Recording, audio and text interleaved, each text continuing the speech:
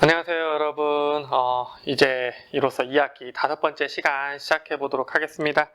여러분들 우리 지금 4번째 시간까지 해서 생태계에 대해서 배웠잖아요.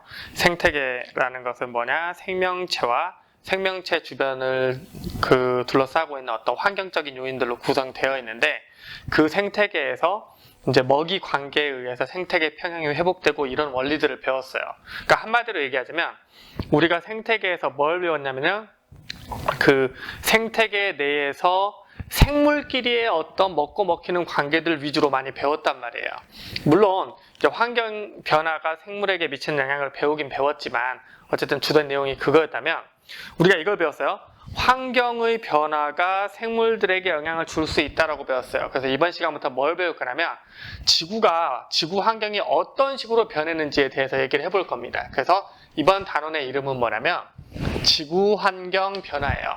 자, 지구 환경 변화인데 그 다양한 환경적인 요소들 중에서 오늘 볼 건 뭐냐면 기후 변화라는 내용에 대해서 보도록 할 겁니다. 기후. 자, 기후 변화라는 내용을 이해하려면 일단 기후 변화를 이해하기 위해서는 기후라는 단어가 무슨 뜻인지 알아야 됩니다. 그래서 기후라는 단어를 일기라는 단어와 조금 비교해서 설명을 해볼게요. 여러분들, 일기라는 건 뭐죠? 일기라는 건 오늘 선생님이 줌 수업을 하는데 애들이 수업을 잘 안 들어서 매우 속상했다, 이렇게 쓰는 일기 말고요. 이 일기라는 건 뭐냐면 우리가 흔히 말하는 날씨를 보고 싶을 때 일기예보라는 걸 보잖아요. 일기예보라는 걸 보죠. 그때 얘기하는 일기입니다. 자, 그래서 앞으로 며칠 동안 날씨가 어떻게 변하니 이런 걸 미리 보는 게 일기예보죠. 그리고 며칠 전까지 날씨가 어땠지 이런 걸 보는 게 일기예요. 일기는 뭐냐면 며칠 동안의 날씨만을 보는 겁니다. 그래서 우리나라 같은 경우에 여름에 엄청 더워요. 겨울에 엄청 추워요. 그러면 겨울철 일기는 아주 추워, 여름철 일기는 아주 더워, 그 며칠 날씨만 얘기하는 거기 때문에 그렇게 얘기할 수 있죠. 하지만 우리나라를 표현할 때 덥다 춥다 말고 사실 우리나라를 표현하는 가장 좋은, 우리나라의 어떤 살기 좋은 날씨를 표현할 때 가장 많이 쓰는 말이 뭐냐면 우리 온대기후라는 말을 많이 씁니다. 우리나라는 따뜻하고 살기 좋은 나라야 라고 하면서 온대기후라는 표현을 써요. 뭐가 따뜻하고 살기 좋아? 여름엔 덥고 겨울엔 추운데. 그 순간순간은 덥고 춥지만 오랜 기간 동안 날씨의 평균적인 상태를 보면 우리나라는 따뜻한 편인 거예요. 적절한 온도인 거예요. 이처럼 오랜 시간 동안의 날씨의 평균적인 상태를 보는 것, 그러니까 그 동네 날씨의 1년 평균, 10년 평균, 100년 평균, 이 평균을 보는 거 우리는 뭐라고 부르냐? 기후라고 부릅니다. 기후. 날씨는 매일매일 막 바뀌어요. 막 바뀐단 말이에요. 그런데 이 기후라는 건 쉽게 변하지 않죠. 예를 들어 올해는 우리나라가 온대기후였는데 내년에는 열대기후가 되고 그 다음 해에는 한대기후가 되고 이러진 않잖아요. 기후라는 건 쉽게 변하지 않는 녀석이에요. 쉽게 변하지 않는 녀석인데 지금 배울 내용이 뭡니까? 기후 변화예요. 쉽게 변하지 않지만 기후는 꾸준히 변해왔습니다. 그래서 지질시대별 지구의 평균 기온 변화를 지금부터 보도록 할게요. 그러니까 지금으로부터 한참 전 과거에 기후가 어떻게 변했는지 한번 보도록 할게요. 여러분들 어렸을 때 공룡책 좀 읽어보셨다면 우리가 지질시대를 나누는 저 기준에 대해서는 많이 들어보셨을 겁니다. 여러분들 지구가 45억 년이라는 아주 긴 시간을 가지고 있어요. 지구는 45억 년이라는 긴 역사를 가지고 있는데 그 긴 역사의 첫 시작점부터 약 5억 4천만 년 전까지, 이 시기를 우리는 뭐라고 부르냐면 선캄브리아 시대라고 불러요.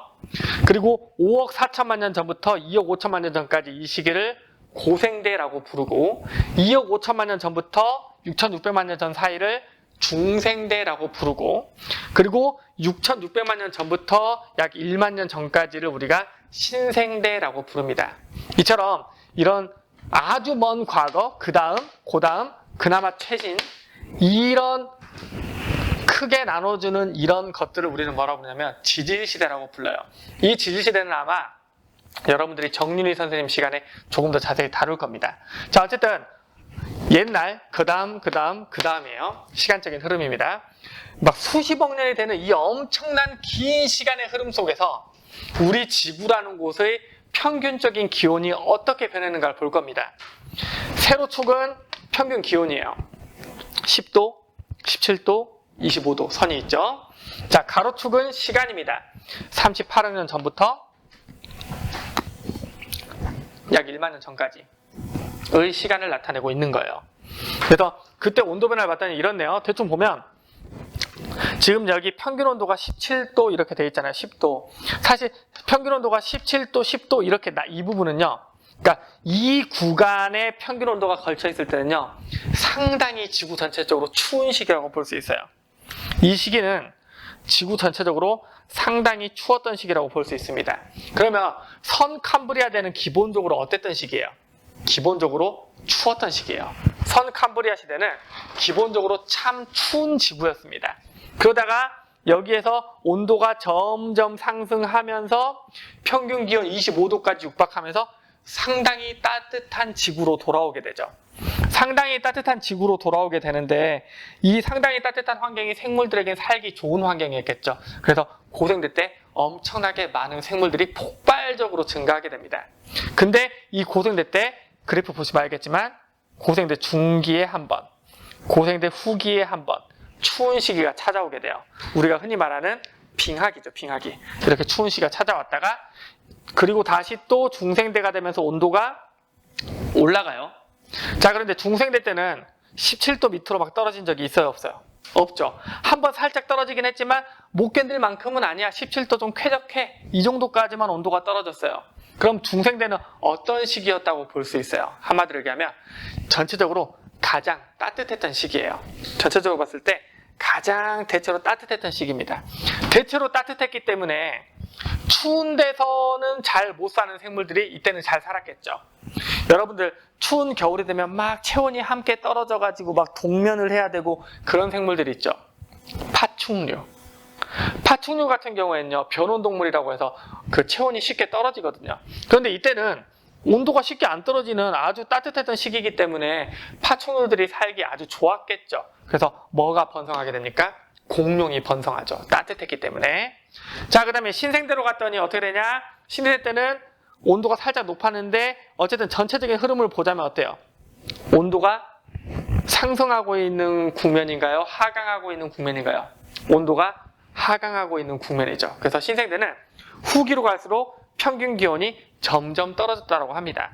그리고 이 그래프 상에는 보이지 않지만 신생대의 후기에 4번의 빙하기가 찾아오게 돼요. 4번의 빙하기. 엄청 추운 빙하기가 신생대 후기에 찾아오게 됩니다. 빙하기 엄청 추웠다가 살짝 따뜻했다가 엄청 추웠다가 살짝 따뜻했다가. 자, 빙하기 보세요. 아이고 추워 한 번, 아이고 추워 두 번, 아이고 추워 세 번, 아이고 추워 네 번. 여길 빙하기라고 하면 빙하기와 빙하기 사이에 조금 덜 추웠던 시기가 몇 개 생겨요? 3개가 생기죠. 맞죠? 4번의 빙하기 사이에는 3번의 덜 추웠던 시기가 생기죠. 이 시기를 뭐라고 부르냐? 빙하기의 사이에 있다라고 해서 간빙기라고 부릅니다. 그래서 4번의 빙하기가 있었다면 3번의 간빙기가 있었던 게 신생대 후기입니다. 라는 거 알아두시길 바라고요. 자, 그럼 이거의 전체적인 해석은 뭐냐? 지금 제가 대충 지금 표시를 해뒀는데, 자, 기후라는 건 일정하지 않고요. 추웠을 때도 있고 따뜻했을 때도 있고 추웠다가 따뜻했다가 추웠다가 따뜻했다가 또 추웠다가 이런 식으로 계속해서 기후가 변하고 있거든요. 그래서 이 그래프는요, 방금 전에 제가 얘기했던 그래프 자체를 해석하는 문제들이 많이 나와요. 선 캄브리아 될 때는 대체로 추웠니 더웠니, 그 다음에 고생대 때는 몇 번의 추운 시기가 나타났었니, 그리고 중생대 때는 대체로 따뜻했니 추웠니, 신생대 때는 후기로 갈수록 따뜻해지니 추워지니, 이런 것들을 많이 물어보거든요. 이렇게 기본적으로 그래프 자체를 해석할 줄 알면 되고요. 이 그래프 전체에 대한 해석을 얘기하자면 뭐냐면, 기후라는 건요, 항상 일정하지 않아요. 기후는 펜이 나 싫어하네. 자, 기후는 항상 일정하지 않았어요. 그러니까 끊임없이 변한다는 거죠. 기후는 항상 일정하지 않았다. 라는 게 바로 이 그래프의 전체적인 종합 내용입니다. 근데 문제는 기후가 변하면 환경이 변하기 때문에 생명체가 영향을 받을까 안 받을까? 받겠죠? 그래서 이 기후 변화로 인하여 생물이 번성하거나, 아까 따뜻하니까 파충류가 번성했다 그랬잖아요. 생물의 번성, 혹은 추워서 막 못 살게 되는 경우, 번성과 쇠퇴에 큰 영향을 주게 됩니다. 자, 이 그래프의 핵심은 뭐다? 기후라는 건 계속 일정했다 변했다. 기후는 꾸준히 변해왔다. 그리고 그러한 기후 변화가 생명체가 살고 죽는 이 번성과 쇠퇴에 큰 영향을 주었다라는 걸 기억해 두시기 바랍니다. 아까 설명했던 게 뭐냐면 지구의 기후는 꾸준히 변해왔다 그랬잖아요. 그런데 문제는 뭐냐면 과거의 일이잖아요. 그 과거의 일을 우리가 어떻게 알았는지에 대해서 지금 얘기를 해볼 텐데, 기후변화가 어떻게 일어나는지 알아보는 연구법들에 대해서 좀 얘기를 해보도록 하겠습니다. 자, 가장 먼저 가장 쉬운 거죠. 사람에 의한 기상 관측 자료를 이용하는 거예요. 사람에 의한 기상 관측 자료. 예를 들어서 10년 전 봅시다. 10년 전에 큰 더위가 있었대요. 아, 그때 더웠구나 라는 걸 어떻게 알아요? 10년 전에 기상 관측을 했던 기록이 남아있기 때문에 그래요. 10년 전은 아니고 우리 2년 전인가? 2년 전에 엄청나게 더웠잖아요. 그때 양평이 막 39점 몇 도를 찍었다고 우리는 알고 있어요. 왜? 사람에 의한 기상 관측 자료가 있기 때문에 그렇죠. 그래서 정식으로 기상 관측을 시작하지 않았다 하더라도 역사 기록에는 그 해의 날씨라든가 이런 부분들이 기록이 돼 있단 말이에요. 그래서 이걸 이용해서 약 수백 년 전까지의 기록을 알아볼 수가 있습니다. 그래서 역사적인 기록을 통해 예전의 기후를 알 수 있는 방법이 있고요. 근데 저거는 되게 사람의 기록이라는 게 조금밖에 안 남아있기 때문에 상당히 최근 것들만 알 수 있겠죠. 그래서 이제 과거의 것을 알 수 있는 또 다른 방법이 뭐냐면 토양의 종류와 분포를 보는 거예요. 무슨 얘기냐면 동일 과정의 원리라고 하는데, 지금 일어나는 일이 과거에도 일어났을 거라고 보는 거예요. 지금 토양이 붉은 토양인 곳은 이런 이유 때문에 붉은 토양이라면, 과거의 토양이 붉은 토양이었다면 거기도 똑같은 이유로 그랬을 거라는 거예요. 예를 들면 어떤 게 있냐면, 여러분 날씨가 더운 열대지방을 가게 되면 이 열대지방에서는 여러분 아시다시피 비가 많이 와요. 비가 많이 옵니다. 강수량이 많아요. 강수량이 많으면 그 비에 의해서 그 흙에 있는 성분들이 막 씻겨나가거든요. 근데 잘 씻겨나가지 않는 무거운 성분이 있어요. 그게 바로 뭐냐면 철 성분이 많이 남게 돼요. 철 성분. 주로 산화철 성분들이 많이 남게 됩니다. 자, 산화철이 많이 남으면 어떻게 되냐면, 여러분들 산화철, 녹슨철은 주로 무슨 색깔이에요? 뭔가 갈색 혹은 붉은 빛을 띠고 있죠. 그래서 이런 성분을 많이 가지고 있으면 자연스럽게 어떻게 되냐면 붉은색의 토양이 되게 돼요. 붉은색의 토양이 만들어지게 됩니다. 자, 열대지방에 비가 많이 와서 붉은 토양이 만들어진다면, 과거의 지층에서 붉은 토양이 발견되면, 아, 여기가 지금 성분이 산화철이 많고 붉은 토양이 많다는 것은 이 지층이 형성될 당시의 날씨가, 그러니까 기후가 더웠겠구나라는 걸 예상할 수 있다는 거예요. 지금 붉은 토양이 만들어지는 원리가 이 원리라면 예전에도 그 원리였을 것이고, 오래된 지층에서 붉은 토양이 발견되면 그 당시 기후가 이랬을 것이다 라고 예측을 하는 거예요. 뭐 그런 예로 비슷한 게 뭐가 있냐면 환대기후. 추운 곳에서는요, 환대기후, 냉대기후에서는 이제 회백색 토양이 많이 나오고요. 그리고 온대기후에서는, 우리 같은 온대기후에서는 갈색 토양이 많이 나온대요. 그래서 토양의 색깔을 보고 그 당시의 어떤 기후를 예상해보는 방법이 있습니다. 자, 그 다음에 북극이나 남극 빙하 속의 동위원소비로부터 기온 변화와 대기 성분을 알아보는 건데, 이게 오늘 수업의 좀 메인이 되겠네요. 자, 뭘 알아본다? 빙하를 가지고 아주 먼 옛날 80만 년 동안의 기후 변화와 대기 성분을 알아볼 수 있어요. 기후변화는 주로 기온변화. 뭘 보는 거냐면 얼마나 추원이 따뜻했는지를 보는 거고, 대기 성분은 뭘 보는 거냐면 주로 대기 중에 이산화탄소가 얼마나 있었니를 보는 거예요. 자, 그럼 한번 봅시다. 빙하를 보고 한다 그랬는데, 빙하에 의한 연구를 이해하기 위해서는 빙하 자체가 어떻게 만들어지는지를 이해해야 돼요. 여러분들, 우리가 냉장고 속에 얼음을 얼릴 때는 냉장고 얼음 그 케이스에다가 물 집어넣어서 얼려서 얼음을 만들죠. 그런데 우리가 그 남극과 북극에 있는 빙하 같은 경우에는 물을 얼려서 만든 얼음이 아니에요. 그건 어떻게 만들어진 얼음이냐면, 그곳은 매우 춥죠. 매우 추우니까 계속해서 눈이 옵니다. 계속 눈이 와요. 근데 그 눈이 녹지 않아요. 그럼 그 눈이 녹지 않은 상태에서 또 그 위에 눈이 오고, 눈이 녹지 않은 상태에서 또 그 위에 눈이 오고, 눈이 녹지 않은 상태에서 또 그 위에 눈이 오게 돼요.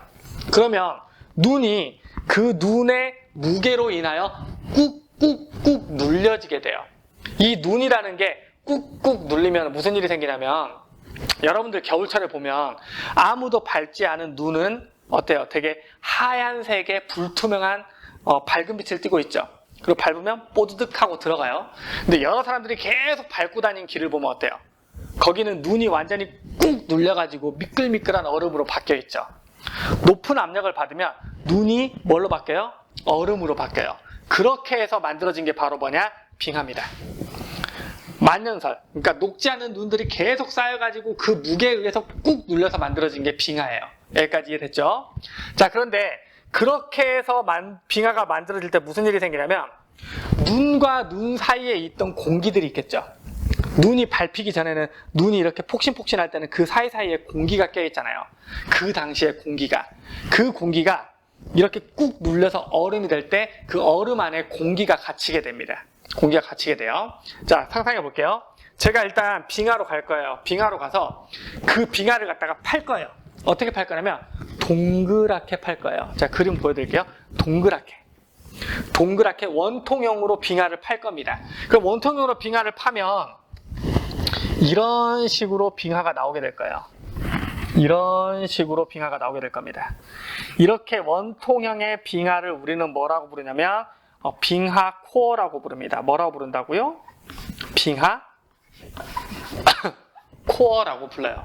그럼 상식적으로 생각해 보면, 여기 밑에 있는 얼음들은 한참 전에 내린 눈이고, 여기 위에 있는 얼음들은 비교적 최근에 내린 눈들이 녹아서 뭉쳐서 얼음이 된 거죠. 그러니까 여기 있는 얼음은 예를 들어서 10년 전 얼음이라면, 여기 중간에 있는 얼음은 그것보다 상대적으로 좀 더 오래된 500년 전 얼음이 되는 거고, 이것보다 좀 더 밑에 있는 이 얼음은 1000년 전 얼음이 되는 거예요.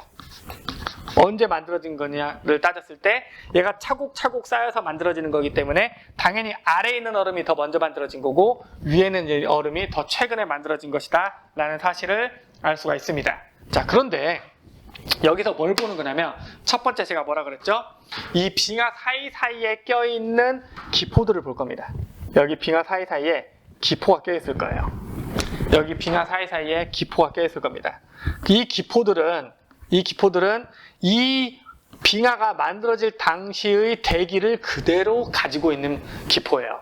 그래서 저 기포의 성분을 분석하면 그 당시 대기 성분을 알 수 있는 거죠. 그래서 그 당시 대기 성분을 분석을 합니다.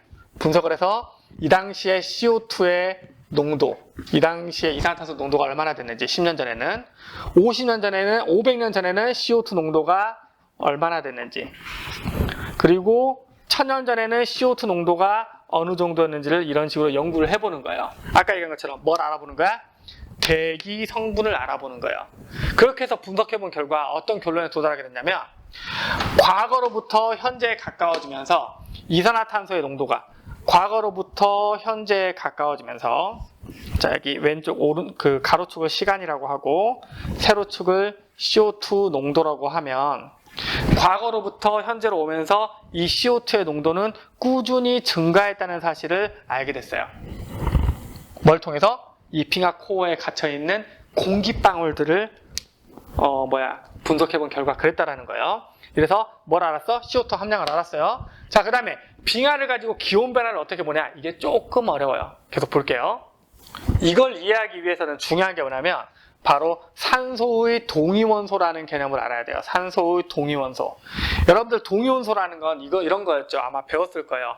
똑같은 원소야. 똑같은 수소고 똑같은 산소야. 같은 원소인데 뭐만 다른 거예요? 질량만 다른 애들 동위원소라고 하죠.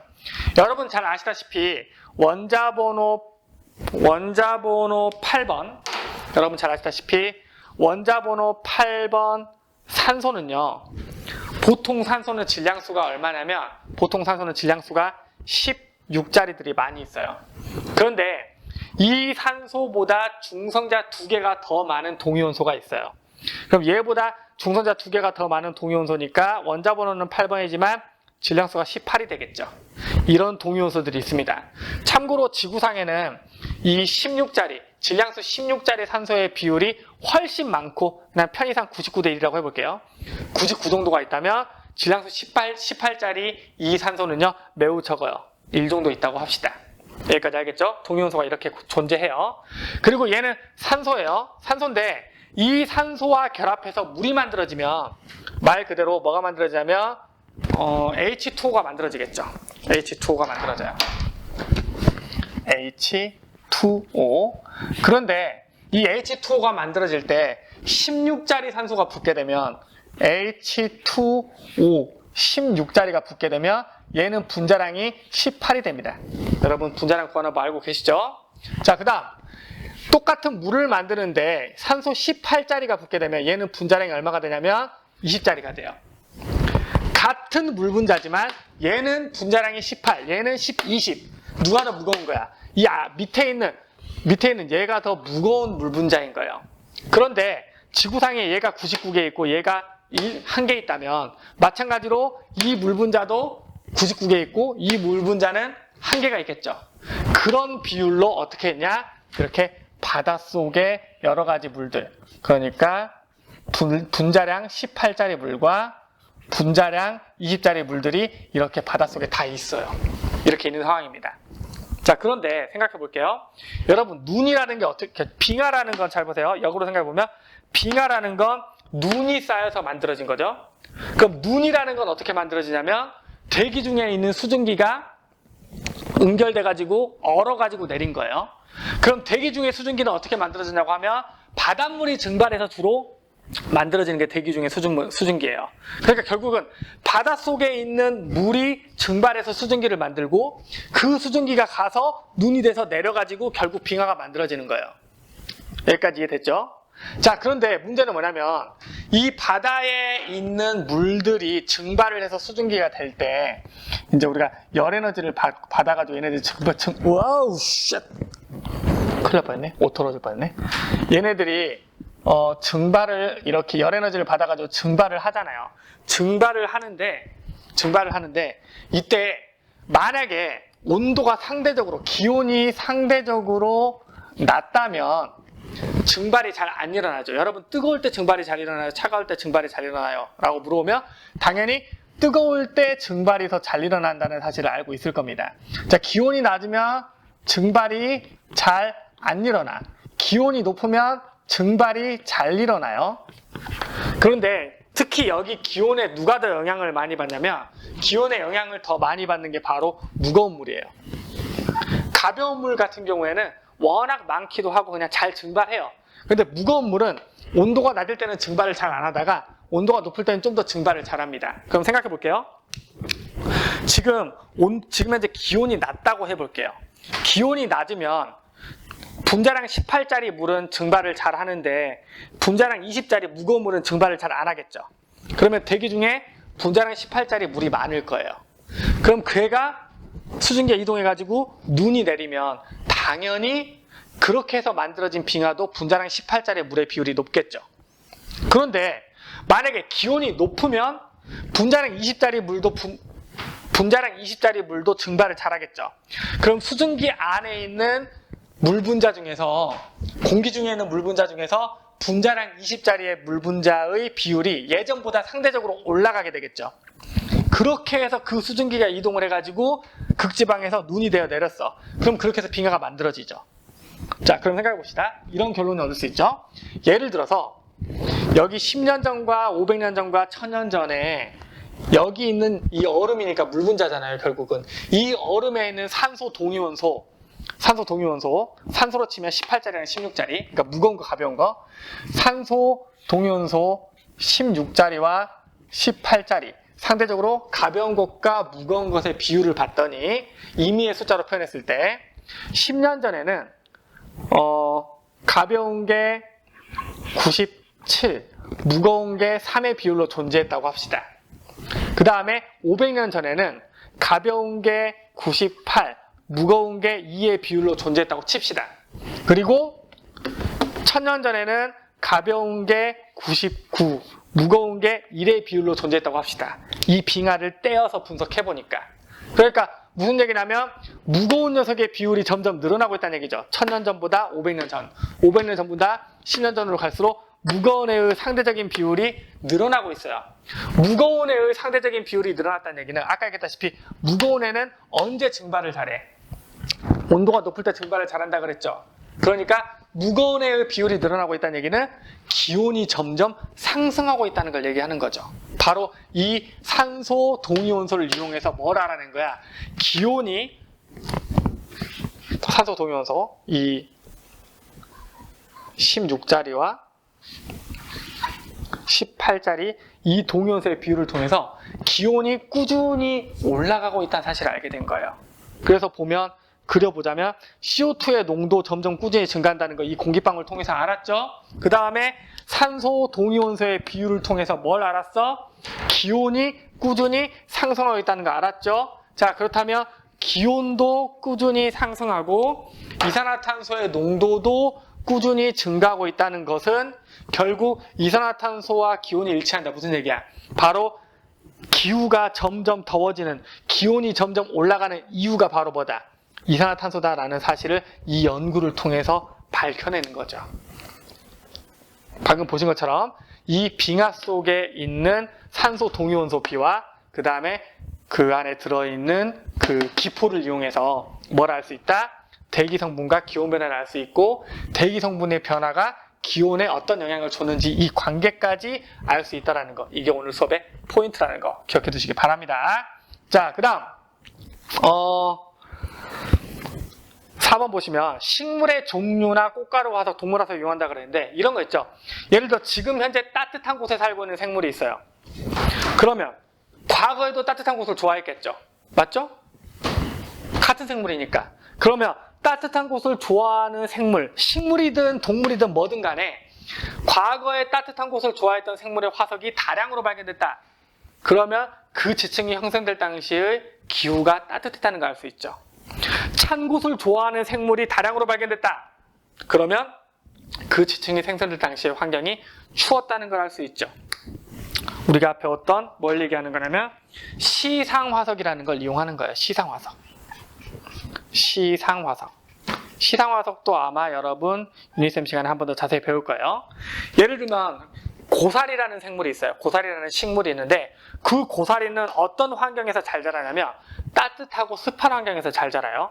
그런데 어떤 지층에서 고사리가 대량으로 화석으로 발견됐다고 하면 아, 고사리가 잘 살았던 환경이라는 얘기잖아. 그렇다면 이 지층이 만들어질 당시에는 따뜻하고 습한 환경이었겠구나라는 사실을 역으로 추정해 보는 거죠. 마찬가지로 산호초 같은 경우도 산호도 따뜻한 바다에서 잘 자라거든요. 그러면 산호가 자랄 때마다 좀씩 성장태라고 해서 흔적이 남아요. 그러면 산호가 많이 자란 해는 바닷물이 따뜻했다는 얘기고 산호가 조금밖에 안 자란 해에는 바닷물이 참 상대적으로 덜 따뜻했다는 얘기죠. 이런 식으로 해수 온도, 바닷물 온도 변화는 산호의 성장태로 알 수가 있고요. 그 다음 나무 같은 경우에도 여러분 나이테가 생기는 이유가 뭐냐면 여름철 같이 따뜻할 때는 나무가 잘 자라니까 확 두껍게 자라고 그 다음에 겨울처럼 추울 때는 나무가 잘 못 자라니까 이렇게 촘촘하게 얇게 자라요. 그래서 겨울철에 자란 부분들이 이렇게 진하게 테두리가 만들어지는 게 바로 나이테거든요. 근데 중요한 건 이런 경우 있죠. 잘 보세요. 자, 나이테를 한번 그려보면 이렇게 나이테가 있다고 치면 이렇게 이렇게 나이트가 있다고 칩시다. 이때 이 검은색 부분은 겨울에 자란 부분이고 이 밝은 부분은 여름에 자란 부분인데 이런 경우 있을 수 있겠죠. 이런 경우 나이트가 이렇게 있다고 합시다. 원래 평상시에는 여름철에 이만큼 두께만큼 자랐어요. 그런데 어떤 해에는 얘가 요만큼밖에 안 자랐어. 그렇다면 바로 요만큼밖에 안 자란 이 해의 여름에는 온도가 높았다는 얘기야, 낮았다는 얘기야? 낮았다라는 얘기죠. 나무 하나만 보는 게 아니라 그 지역 일대 나무 여러 개를 딱 봤더니 그 여러 나무가 모두 다 전체적으로 이런 특성을 가지고 있다라고 하면 이 나이테가 형성될 당시의 온도가 낮았다라는 것을 역으로 알 수 있는 겁니다. 이게 나무 나이테를 이용한 기후의 연구법이에요. 자, 그럼 이어서 이제 마지막 한마디 얘기하자면 여러분 이러한 기후변화가 생기는 이유가 뭘까요? 쓸데가 없네 이제 더 이상. 기후변화의 원인. 기후변화가 생기는 가장 큰 원인은 뭐냐면 여러분들 우리 지구가 따뜻한 이유가 뭐예요? 엄청나게 뜨거운 태양 복사 에너지 때문에 그렇죠. 맞죠? 태양 에너지 양이에요. 태양 에너지 양. 지구의 기후를 결정하는 것은 기본적으로 태양 에너지가 얼마나 잘 들어오냐 못 들어오냐에 의해서 결정이 지어집니다. 그래서 이 태양 에너지 양이 가장 중요한 이유가 되고요. 그 다음에 기후변화가 생기는 이유 중에 하나가 이제 뭐 화산이 분출한다든가 화산 분출하게 되면은 그 먼지로 인해서 태양 에너지가 못 들어올 수 있죠. 그 다음에 수륙 분포의 변화. 여러분들 판게아 기억나시죠? 판게아. 육지와 땅이 분포가 달라지게 되면 기후가 습한 기후가 됐다가 혹은 건조한 기후가 됐거나 이런 식으로 변할 수가 있습니다. 그 다음에 뭐 대기와 해양, 해수의 순환이 달라지면 기후가 달라질 수 있고요. 대기와 해수의 순환 나중에 자세히 배울 거예요. 이런 것들에 영향을 줄 수 있고 결정적으로 우리 인간의 활동을 통해서 이산화탄소가 많이 배출되고 기후가 변할 수 있다는 거 이런 부분들까지 기억해 두시기 바랍니다. 제가 수업을 너무 길게 잡은 것 같아요. 오늘 여기서 끝내도록 하고 줌에서 또 보도록 하겠습니다. 여러분 감사합니다.